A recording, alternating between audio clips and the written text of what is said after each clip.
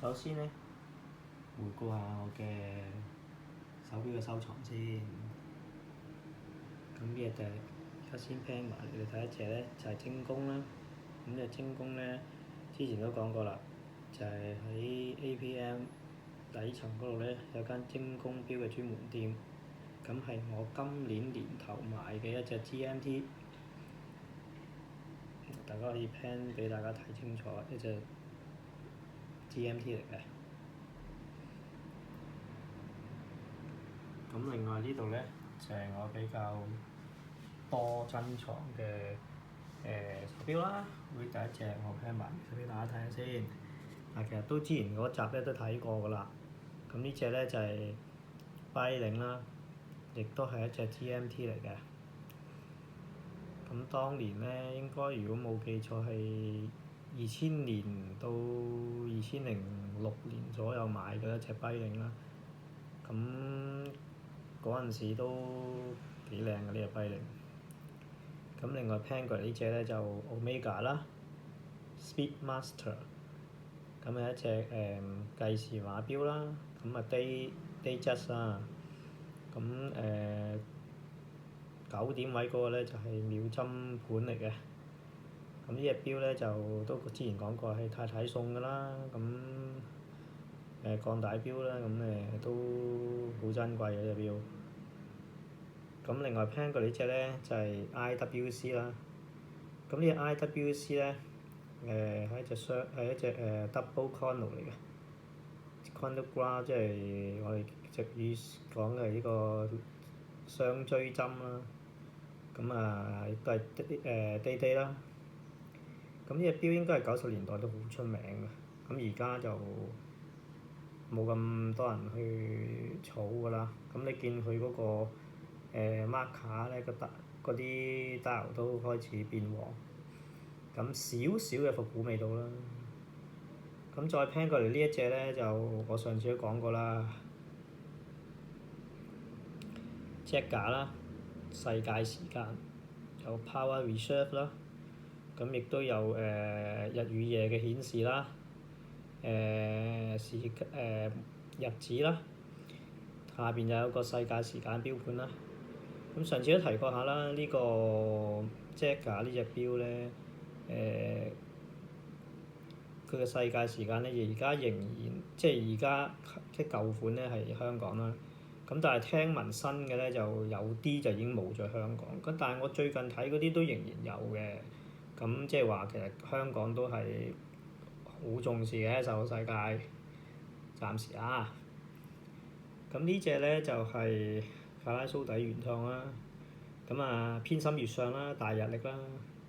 咁後邊都係透底機芯嚟嘅，4/3夾板，黃金套筒，雙鵝頸微調，呢個就係德國錶嘅一個工藝嘅風格啦。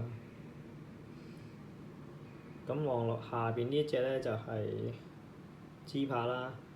呢隻芝柏1945咧，咁就個復古味道好重啦。1至2點位就日期啦，細錶盤就喺9點位啦，秒針嘅錶盤係9點位啦。咁錶冠咧，我上次都講過啦，佢比較復古一種，就好貼個錶身嘅。咁望埋真係有啲古典嘅味道啦。咁另外呢隻咧就係雕陀嘅 Day 啦。咁白金圈啦，珠帶啦。咁人哋成日提到啦，low 的 low 底，咁就係呢種舊款嘅雕陀啦。咁再過嚟呢一隻咧就係 chronograph 啦，白金標圈啦。咁嗰個bezel 咧就可以轉嘅。咁當然佢就係一個方向啦，即係唔係雙方向嘅轉動啦。咁秒針同埋日曆咧係紅色嘅。咁就係呢一隻 chronograph 嘅特別，即係比較特別嘅地方。咁鋼帶啦。咁再 plan 過嚟呢隻咧就係鋼帶嘅勞力士啦。咁呢隻錶咧應該就係一個比較古董嘅錶嚟㗎啦。即係應該咧，如果冇記錯就可能係講緊70年代啊、80年代啦。咁就鋼帶錶啦。咁但係佢嘅 condition 就係非常之好嘅，我上次都講過啦。佢即係即係嗰個錶帶咧，尤其是個錶帶冇乜點花嘅，係一隻即係其實即係上次我都講啦，買翻嚟真係平，好平好平。咁有收藏價值啦。咁佢啲 marker 個 die 數咧都開始變黃，你見到。但係佢個 condition 真係咧保存得好好嘅。咁唯一唔好嘅地方就係佢係唔係自動鏈啦，佢係要手動上鏈嘅。但係手動上鏈嘅唔好處我都講過啦，嗰個日曆咧就有排你校嘅。咁所以一定要譬如而家今日8號咧，咁譬如今日係8號就最好啦。咁啊聽日9號啊嘛，咁啊最好用啦。或者10號、11號咧都好啲嘅，咁你扭都係扭兩轉啊嘛，唔使扭咁多。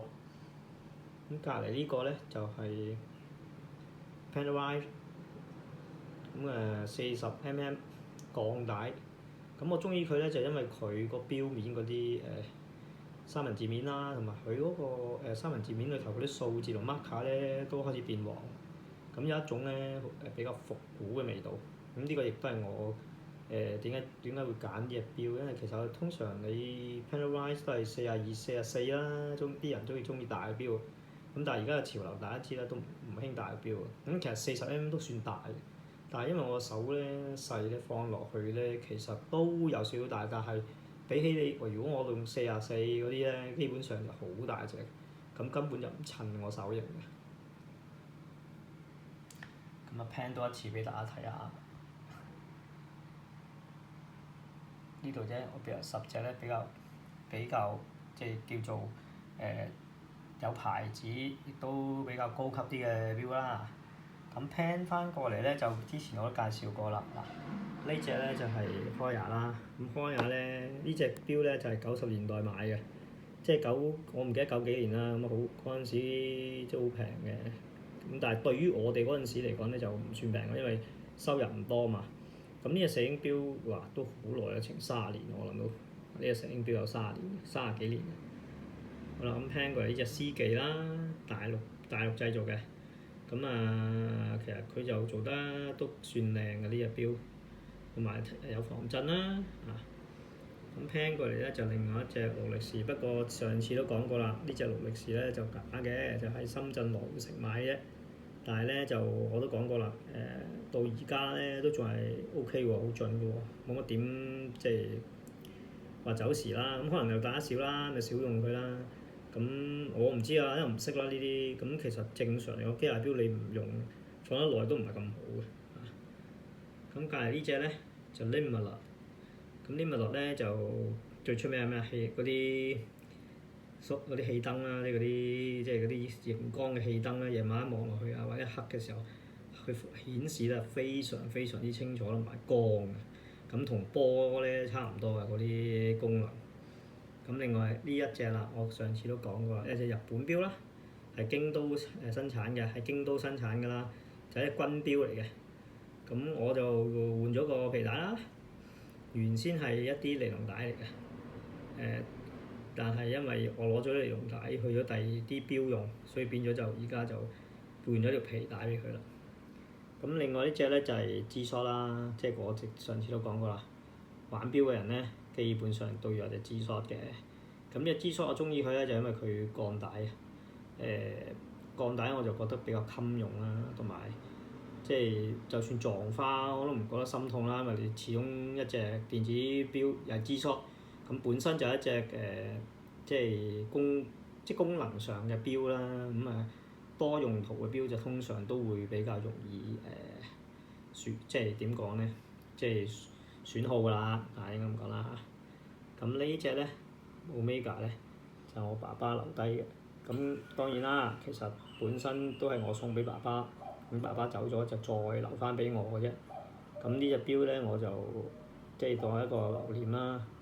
咁將來真係要賣錶嘅時候，呢隻錶我一定會賣㗎啦，我留翻佢嘅，交翻俾仔又好，點都好啦，呢個承傳。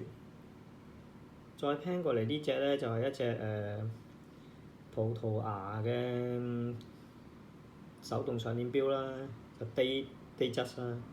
咁呢隻錶咧，聽聞當年咧，如果要入口都要有一個標記，佢就9點位咧就話有一個點，就代表係葡萄牙海關見到咧先可以俾你出，我唔知入境啊出境啊，因為始終都係瑞士製啊嘛，瑞士製入葡萄牙可能就要需要有啲即係標記，就證明呢隻錶咧係瑞士做，然後運入葡萄牙喺葡萄牙買嘅咁樣，或者即係whatever我真係唔識啦，即係我估係咁嘅啫。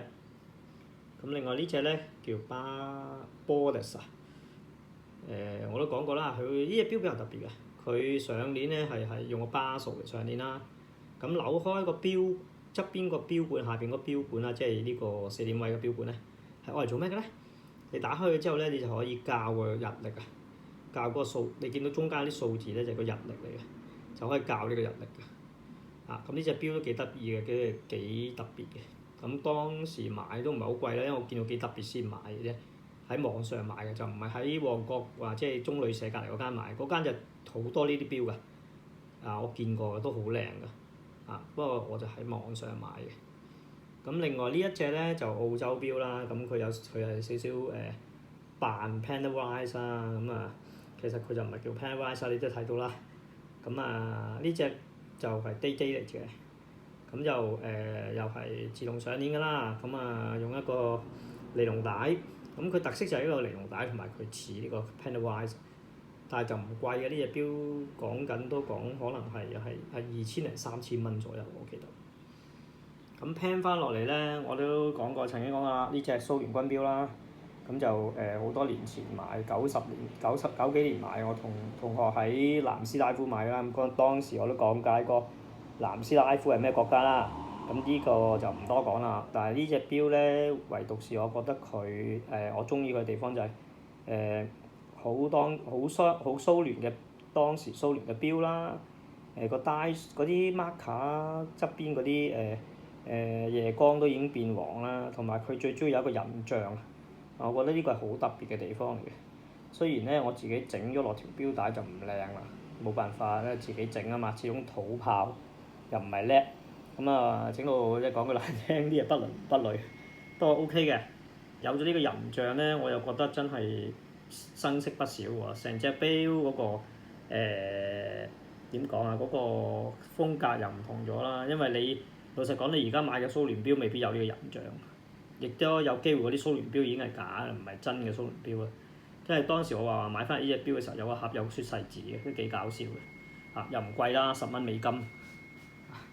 好啦，咁pan 翻過嚟咧，就呢隻勞力士啦，呢隻勞力士就係女裝勞力士31mm 㗎啦。咁我當年咧十週年啊，結婚10週年，咁送俾太太嘅。咁我都講過啦，即係佢都好鏡石，佢都冇乜點戴嘅。佢真係驚，唔知係咪驚整花就點樣叫做真係好少戴好少戴嘅。咁另外呢隻啦，Long 展都係我送俾佢㗎啦，咁都係我印象，因為應該係生日嘅時候送嘅。90幾年㗎啦，不過都好耐啊。咁呢個 Long 展咧，我都中意咧佢自動上鏈啦，同埋佢好復古啊。你見佢啲阿拉伯數字咧，都係嗰啲好復古嘅數字嚟嘅。咁跟住嚟緊呢隻啦，大家上次我都介紹過啦，即係話你識錶嘅人咧，一定會識佢嘅 Walogin。咁呢啲都係世界時間啦，咁有個響鬧嘅功能。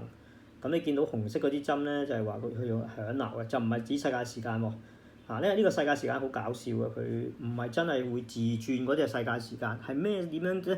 就係當你將你而家嘅時間嗰個世界時間盤撥翻去，譬如香港咁啦，咁咧你就要睇到香港而家咧係假設而家係而家香港係7.9個啲，咁你咪見到香港之後有東京，可能有 Bangkok，咁你咪知道Bangkok 咧就少慢1個鐘，東京快1個鐘，咁以此類推嗰啲國家嘅啫。咁其實作用係不大嘅，即係你要自己去睇嘅。咁最主要咧都係因為佢有個響鬧啦，好似蟋蟀咁嘅聲嘅。咁呢個先係呢隻錶比較特別嘅地方咯。咁另外呢隻咧就明視。咁早輪咧就發覺咧，咦喂，點解個分針同時針好似都唔對嘅？個時針去到正點咧，個分針咧竟然可以係過咗去1搭1咁樣。咁最後咧就走去揾嗰個相熟師傅啦。咁一睇原來佢話甩咗喎啲分針，咁要拆咗個殼出嚟搞一大輪。咁好在個師傅真係好技術，佢幫我搞翻掂佢。咁而家你望翻落去咧，就似即係唔同，即係啱啦，啲位置都啱啦。咁呢隻名士咧係呢個 Chrono 啦，亦都有月相啦，亦都有日期。你可以見到咧，上邊個標盤有個月相個標盤嗰度咧係有1到31日嘅。咁同埋呢隻錶咧，我覺得佢個皮帶同個錶係做得好襯，所以我都好中意呢隻錶嘅。咁同埋呢隻錶咧，相對地嚟講，佢比較細隻啦，應該係得33mm 嘅啫。咁其實我老婆戴得喎，男女都可以戴嘅呢隻錶。咁啊，亦都同埋復古味道好重啦呢隻錶。咁另外一隻咧就係浪展啦，一隻潛水嘅浪展錶。咁我都講過啦，其實呢隻錶咧早2年都好流行。咁佢仲有一隻係一個款一樣，但係佢就有個 Datejust 嘅。咁但係我呢隻就冇嘅。咁同埋咧，上次我嗰個咧係膠帶啦，咁我而家換咗一條係叫咩啊？嗰啲叫做絨布帶啊，絨布帶啦，game 皮絨布帶啦。咁望埋佢又唔同咗一種特色啦。咁都幾靚嘅喎呢隻錶，其實我覺得咧 Longines 咧去做呢隻潛水錶咧係做得唔錯。咁再過嚟咧，上次都講過啦，呢隻錶咧就係用我名嘅牌子嚟嘅 Benedict。咁亦都係一隻咧響鬧錶。咁佢嘅聲咧其實同窩陸堅嘅聲差不多嘅，都係好似啲蟋蟀叫咁嘅聲。但係呢隻錶唯一嘅特別嘅地方咧，就係佢個錶殼就應該係黃金嚟嘅。咁同埋佢 condition 都非常之好啦，好新淨。咁我上次都講過啦，之前喺網上見過一隻想 bid 佢，但係 bid 唔到，但係個 condition 都冇呢隻咁好嘅。咁呢隻真係唔錯，幾靚嘅呢隻錶。咁所以點解我會買咗佢咧？就因為我中意佢個錶殼啦、錶型啦，再加上唔使講啦，用我名做牌子嘅，你唔買都唔得啦，變咗係咪？好啦，落翻嚟呢度咧，睇翻呢隻奧運錶，呢隻咧就係 Swatch 嘅，1994年奧運100週年出嘅。呢隻錶咧就我上次都講過啦，我係翻香港喺倫敦機場轉機嘅時候咧，買翻嚟嘅。我記得當時都係400零蚊啦。咁都係嗰句啦，佢都係一個石英錶嚟嘅。你見到都係行石英啦。呢個喺呢個6點位嘅時候，你見到洗錶盤咧就而家都行緊嘅，係咪？咁另外咧就係條錶帶啦，最主要啦，條錶帶咧就係佢就係黑咗，佢就係整咗咁多年奧運舉辦城市嘅名，譬如你見到有雅典啊、倫敦啊、Tokyo 啊嗰啲啦，亞特蘭大啊嗰啲，咁啊全部喺晒度㗎啦。咁最後呢盤咧就係我嘅Vintage 嘅手錶啦。咁呢隻我上次都講過啦，呢隻係一隻錶面咧係用青銅去做嘅一隻錶啦。咁牌子就唔係太熟嘅，因為都喺網上面買翻嚟。咁所以你見到嗰個錶帶都比較殘舊。咁但係我就中意，因為佢係一個青銅做嘅錶面，同埋比好復古啊，同埋一隻計時碼錶。咁望埋佢都好卡式同埋好靚，都好中意我自己。咁另外呢隻咧，我上次都講過啦，一隻勞力士嘅 GMT。